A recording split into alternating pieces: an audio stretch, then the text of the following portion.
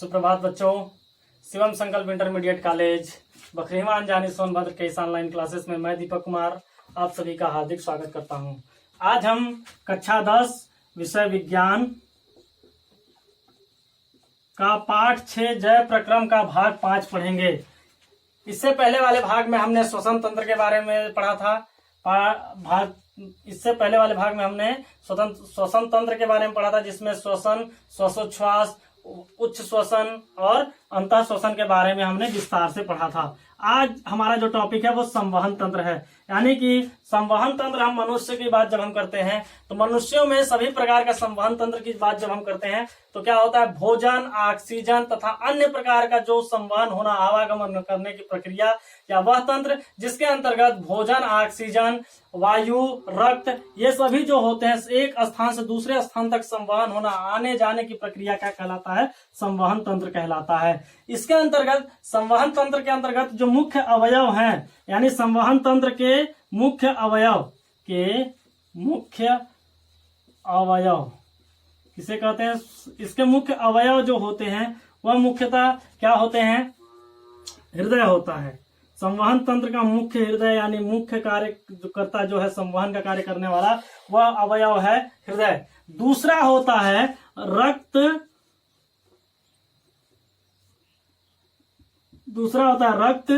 तीसरा होता है धमनी और शिरा।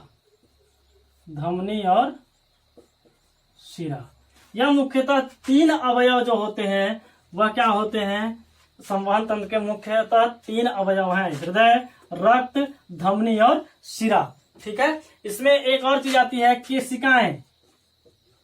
केशिकाएं, कैपिलरीज। ठीक। अब देखिए, संवहन तंत्र के मुख्यतः 3 अवयव हैं। हृदय जो है वो रक्त का शुद्धिकरण करता है। ठीक। धमनी और शिरा जो है यह इसके माध्यम बनते हैं। क्या बनते हैं, माध्यम बनते हैं।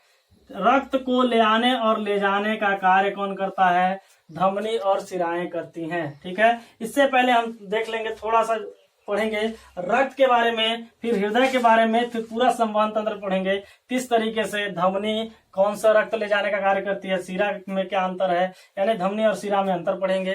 थोड़ा सा इस बारे में हम पढ़ते हैं, आगे देखते हैं कि रक्त के बारे में थोड़ा जान लेते हैं। रक्त किसे कहेंगे, रक्त जो होता है यह एक प्रकार का तरल पदार्थ होता है। रक्त जो है एक प्रकार का तरल पदार्थ होता है। ठीक है। जिसमें हम कह सकते हैं कि मुख्यतः यह 2 चीजों से मिलकर के बना होता है। पहला इसमें होता है एक ठोस अवयव और दूसरा इस रक्त का जो मिश्रण है या रक्त जिससे मिलकर के बना है उसको कहते हैं द्रव अवयव या तरल अवयव। या ध्यान दीजिएगा, द्रव या तरल, ये कुछ भी कह सकते हैं, द्रव या तरल अवयव। ठीक है। ठोस अवयव के अंतर्गत जो आता है, इसके अंतर्गत 3 चीजें आती हैं, आरबीसी, डब्ल्यूबीसी और प्लेटलेट्स। यानी कि ठोस अवयव के अंदर जो आता है उसको कहते हैं रक्त कणिकाएं। क्या कहते हैं, रक्त कणिकाएं। और रक्त कणिकाएं 3 होती हैं, ये आप जानते ही हैं, लाल रुधिर कोशिका, श्वेत रुधिर कोशिका और प्लेटलेट्स। ठीक है। इसके बारे में भी हम थोड़ा सा विस्तार से जानेंगे। तरल अवयव के अंतर्गत आता है प्लाज्मा। ठीक है।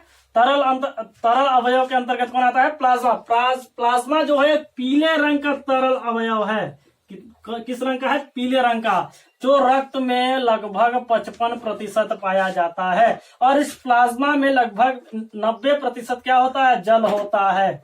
ध्यान दीजिएगा, रक्त में यह 55% पाया जाता है और यह पीले रंग का तरल पदार्थ होता है जिसमें 90% क्या पाया जाता है, जल पाया जाता है। और यह लगभग 45% जो होते हैं रक्त कणिकाएं पाई जाती हैं, जिसमें लाल रक्त कणिका, श्वेत रक्त कणिका और प्लेटलेट्स पाई जाती हैं। यह रुधिर कणिकाएं 3 प्रकार की होती हैं, जिसे ठोस अवयव के अंतर्गत लाया गया है या रखा गया है।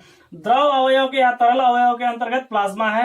प्लाज्मा जो है वो रक्त में लगभग 55% पाया जाता है और प्लाज्मा के जो बना होता है लगभग 90% क्या है, जल से बना होता है या पीले रंग का तरल पदार्थ होता है। ठीक है, अब थोड़ा सा हम ठोस अवयव यानी कि रुधिर कणिकाएं या रक्त कणिकाओं के बारे में थोड़ा सा पढ़ लेते हैं। रक्त कणिकाओं के बारे में कौन कौन सी रक्त कणिकाएं हैं, सबसे पहला हम पढ़ेंगे इसमें रक्त कणिकाओं के बारे में लाल रक्त कणिका। लाल रक्त कणिका, कहीं कहीं लाल रक्त कोशिका भी होता है, ये ध्यान दीजिएगा। तो कोशिका और कणिका में अंतर क्या है वह आगे हम पढ़ेंगे।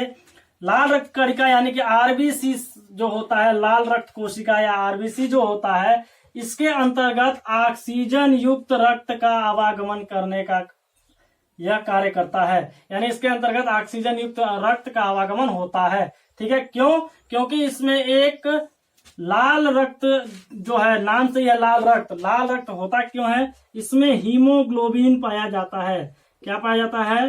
हीमोग्लोबिन। हीमोग्लोबिन एक प्रकार का वर्णक है जो रुधिर को, रक्त को लाल रंग में परिवर्तित करता है, यानी लाल रंग जो है रुधिर का वो किस वर्णक के कारण है, तो हीमोग्लोबिन के कारण है। ध्यान दीजिएगा कि लाल रक्त जो है, मानव में जो रक्त लाल है या किसी भी जीव में जो रक्त लाल है वो किस कारण है, वो हीमोग्लोबिन के कारण है। किसके कारण है? हीमोग्लोबिन के कारण है। ध्यान दीजिएगा। ठीक, या इसका कार्य क्या है? ऑक्सीजन युक्त रक्त का आवागमन करता है।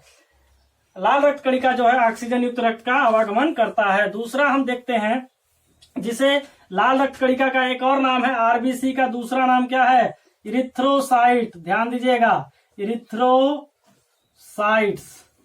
या इरिथ्रोसाइट्स जो है, ये क्वेश्चन पूछता है कि what is the another name of RBC, यानी कि लाल रक्त कणिका का दूसरा नाम क्या है, तो इरिथ्रोसाइट्स के नाम से यह जाना जाता है। दूसरा हम देखते हैं डब्ल्यूबीसी, तो डब्ल्यूबीसी का दूसरा नाम क्या है? ल्यूकोसाइट्स।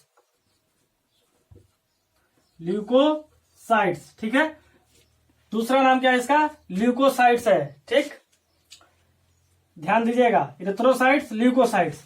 डब्ल्यूबीसी को यानी श्वेत रुधिर कणिकाओं को क्या कहा जाता है? मानव शरीर का सैनिक कहा जाता है। याद रखिएगा, सोल्जर ऑफ ह्यूमन बॉडी, यानी मानव शरीर का क्या कहा जाता है? ये सैनिक कहा जाता है। जिस प्रकार सैनिक हमारे देश के बॉर्डर पे खड़े रहते हैं, हमारे देश की सुरक्षा प्रदान करते हैं, उसी प्रकार डब्ल्यूबीसी श्वेत रक्त कणिकाएं जो होती हैं वो मानव शरीर में सैनिक का कार्य करती है, यानी सुरक्षा प्रदान करने का कार्य करती हैं। किस तरीके से? हमारे शरीर में जैसे जीवाणु, विषाणु, कीटाणु जो भी प्रवेश करते हैं उन्हें वह प्रवेश करने से रोकता है। अगर प्रवेश कर भी लेता है तो उसे भक्षण करता है। ठीक है, जब आप जानते हैं कि जैसे आपको कभी कभी आभास होगा कि नहीं आज हमको बुखार होने वाला है, तबीयत डिस्टर्ब होने वाली है, और कभी कभी नहीं होता है। आभास जो होता है उस समय आपके शरीर पर जीवाणु, विषाणु या कोई भी कीटाणु का प्रहार रहता है, लेकिन वह डब्ल्यूबीसी क्या करता है? उसे नष्ट करने का कार्य करता है। इसीलिए इसे सोल्जर ऑफ ह्यूमन बॉडी यानी मानव शरीर का सैनिक के नाम से इसको जाना जाता है। नेक्स्ट हम देखते हैं थर्ड जो है रुधिर कणिकाओं के अंतर्गत आता है। तीसरा जो रुधिर कणिका है वह है प्लेटलेट्स। क्या है? प्लेटलेट्स जो होता है इसका दूसरा नाम है थ्रोम्बोसाइट्स। इसका दूसरा नाम क्या है? थ्रोम्बोसाइट्स। ठीक है, इसका दूसरा नाम थ्रोम्बोसाइट्स है। प्लेटलेट्स का थ्रोम्बोसाइट्स दूसरा नाम। क्यों? क्योंकि इसमें एक वर्णक पाया जाता है, पिगमेंट पाया जाता है, थ्रोम्बिन। क्या पाया जाता है? थ्रोम्बिन।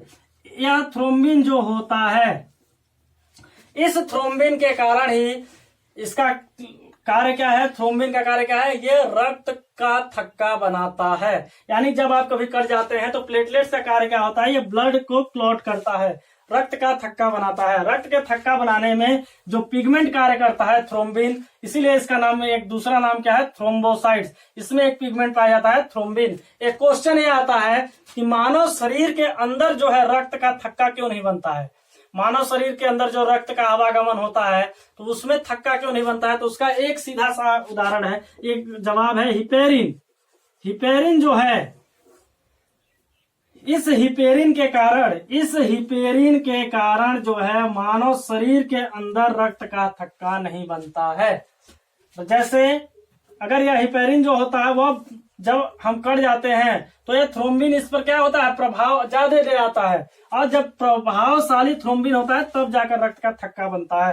हिपेरिन जो होता है वो शरीर के अंदर होता है और इसका प्रभाव कम होता है, इसीलिए वहां मानव शरीर के अंदर रक्त का थक्का नहीं बनने देता है। आगे हम हृदय के बारे में पढ़ेंगे नेक्स्ट वीडियो में। तब तक के लिए धन्यवाद।